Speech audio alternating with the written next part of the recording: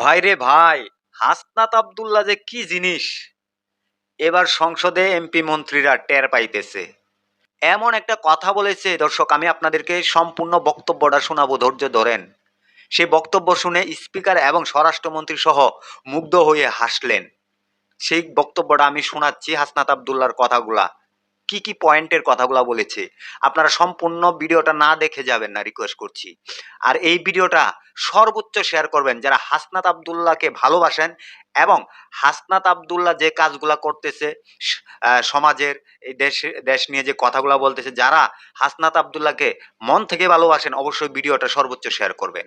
আগে হাসনাত আব্দুল্লাহর কথাগুলা শুনেন। কুমিল্লা ৪ আসন থেকে নির্বাচিত মাননীয় সংসদ সদস্য জনাব আবুল হাসনাত, আপনি একটি সম্পর্ক প্রশ্ন করতে পারুন দয়া করে। ধন্যবাদ মাননীয় স্পিকার। সালাউদ্দিন সাহেবকে প্রশ্ন করলে আবার কখন নোটিশ দেওয়ার কথা বলে ফেলেন, তো সেই বিষয়টা নিয়ে সবসময় আমরা একটু সংকোচে থাকি। তো আমরা পুলিশ সংস্কার নিয়ে কথা বলছি, পুলিশের সুশৃঙ্খলা নিয়ে কথা বলছি। লাস্ট 1 মাস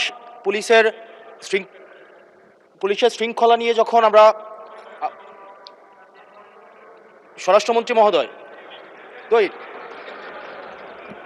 মাননীয় সদস্য জি আসলে বলতে দেন। মাননীয় সদস্য লেট মি হ্যান্ডেল।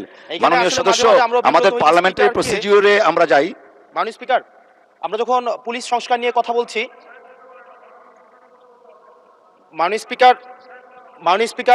মাননীয় সদস্য আপনি দয়া করে বসুন। আমরা আশা করছি পরবর্তীতে আমরা সকল সদস্যগণ সংসদীয় যে নর্ম আছে, প্র্যাকটিস আছে, সেটা মেনে চলবো। Thank you. Yes, thank you মাননীয় স্পিকার।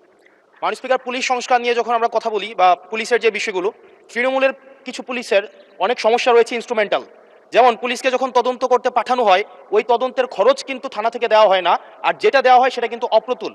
আমরা যখন পুলিশকে একটা কাজ করতে দিচ্ছি কিন্তু বাজেট দিচ্ছি না, পুলিশে একটা কালচার প্রচলিত রয়েছে, সেটা হচ্ছে ম্যানেজ করে নাও। এই ম্যানেজ করতে গিয়ে দেখা যায় পুলিশ দুর্নীতির বিভিন্ন কাজে তারা কনভেনশনালি জড়িয়ে পড়ে।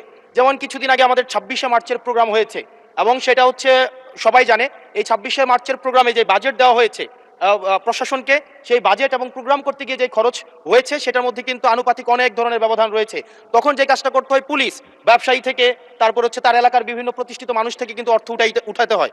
আমার মাননীয় স্বরাষ্ট্রমন্ত্রীর কাছে প্রশ্নটি হচ্ছে, এই যে পুলিশের যথাযথ বাজেট দেওয়া হবে কিনা, যাতে করে তাদের যে রুটিন ডেইলি অ্যাক্টিভিটিগুলো রয়েছে সেই ডেইলি অ্যাক্টিভিটিগুলো যথাযথভাবে তারা পরিচালনা করতে পারে, এবং তাদেরকে যেন ম্যানেজ করে নাও কালচারে যেন না যেতে হয়, এবং কোনো ধরনের দুর্নীতিতে যেন তাদেরকে যুক্ত না হতে হয়। ধন্যবাদ।